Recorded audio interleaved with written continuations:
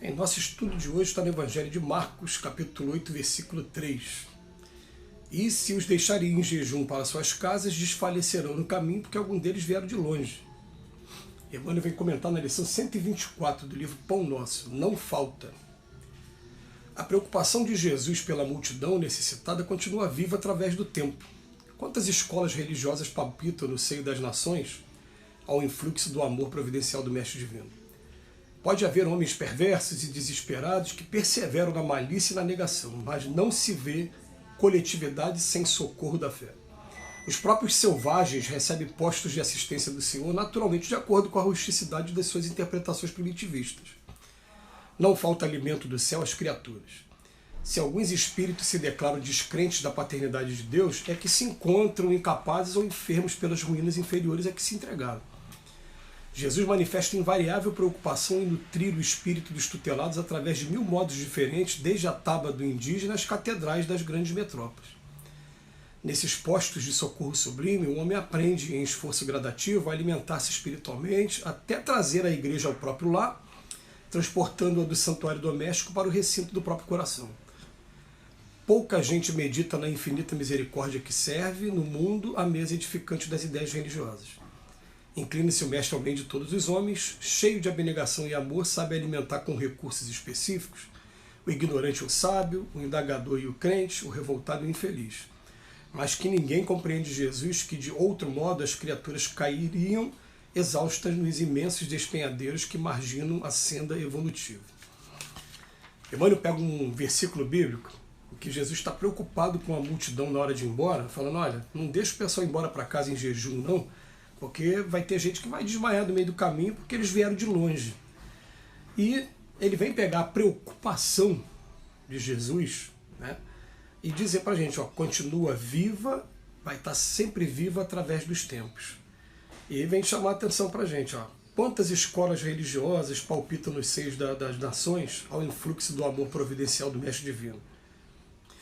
A gente, em primeiro lugar, a gente vai interpretar assim, gente, olha, tem alguns companheiros e que a gente vai respeitar todos eles, que ainda naquele ciclo evolutivo, ainda saindo do ego até o amor sublime, a pessoa acredita que Deus é um Deus que privilegia somente um determinado grupo.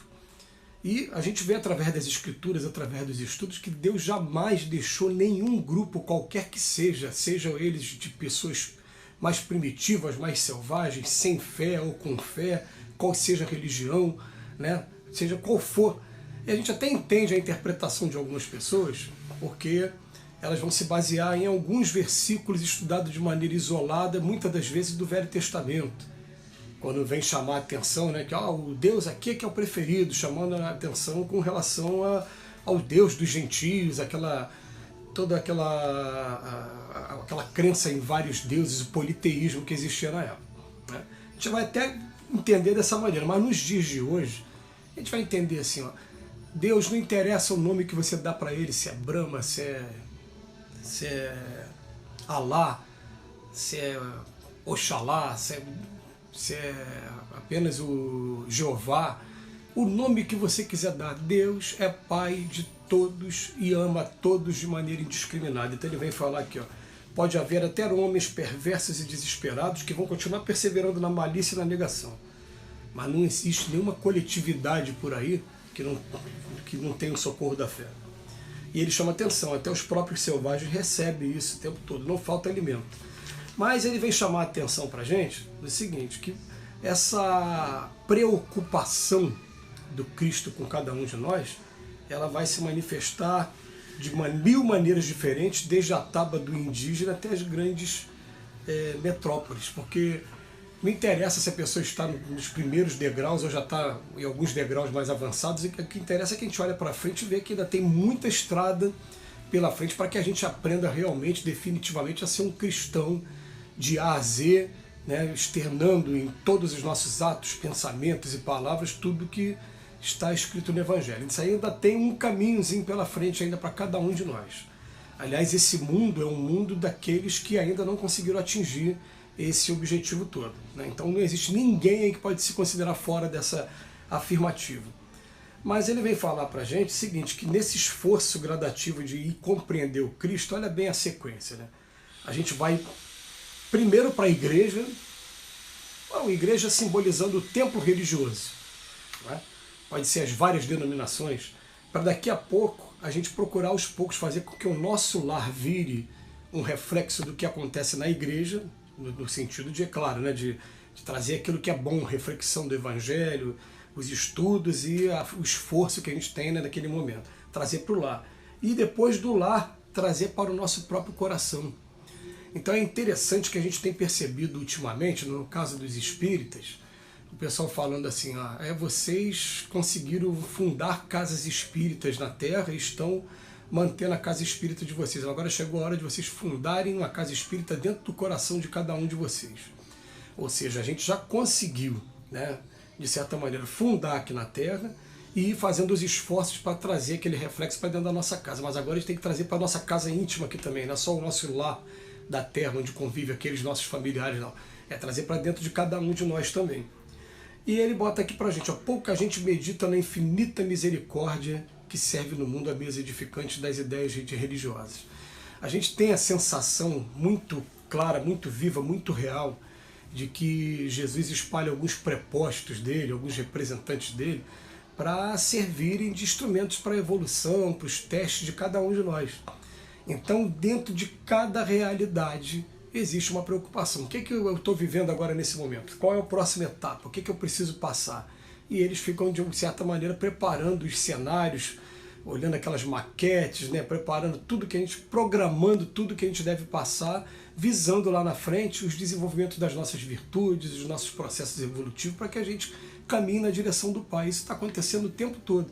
Então essa preocupação que Jesus tem inicialmente aqui, descrita no Evangelho de Marcos, com relação a não deixar o pessoal ir embora em jejum, sem comer nada, para não passar mal, ela acontece o tempo todo e vamos lá, gente, a gente tem que botar uma coisa na cabeça, né? Jesus não é uma pessoa qualquer, é simplesmente o nosso Mestre Jesus.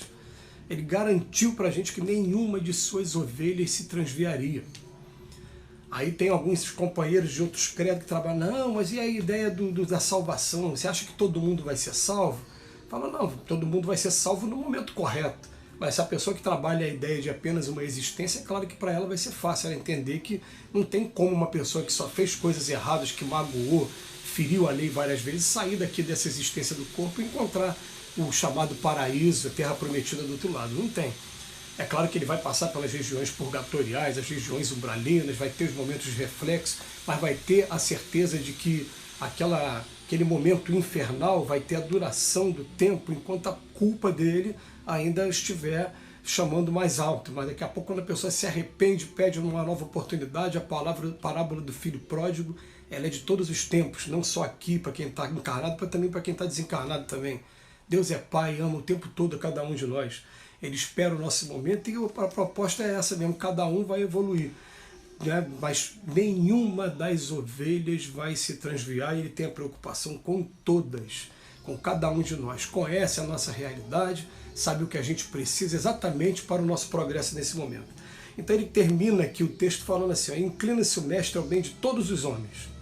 Cheio de abnegação e de amor, ele sabe alimentar com recursos específicos, tanto o ignorante como o sábio, tanto o indagador como o crente, tanto o revoltado como o infeliz.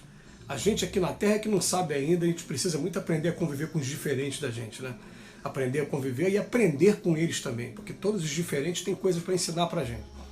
A gente tem que acabar com essa coisa de ficar num pedestal achando que a gente sabe mais do que os outros porque teve acesso a determinado tipo de informação ou porque teve uma experiência qualquer com o campo da fé. A verdade é que na Terra a gente não sabe de coisa nenhuma ainda. A gente sabe de tudo é o nosso Pai, que é Jesus Cristo. Agora, mais que ninguém compreende Jesus que, de outro modo, as criaturas cairiam exaustas nos imensos despenhadeiros que marginam uma senda evolutiva. Ou seja, isso aqui, até naquela parábola que ele fala, né, eu sou o caminho, a verdade e a vida, ou então que ele compara a uma grande árvore, né, com caule, raiz, caule, folhas, fruto, mas fala, nós somos as folhas, enquanto a gente está preso à árvore, que é Jesus, a gente está conseguindo o alimento. Agora se afastou, a gente começa a ficar verde, começa, ou melhor, a ficar amarelo, e daqui a pouco sair da árvore até ir para uma morte que é temporária, não existe morte eterna, para o Espírito, todas as ovelhas serão resgatadas no momento correto. Que Jesus nos abençoe hoje e sempre.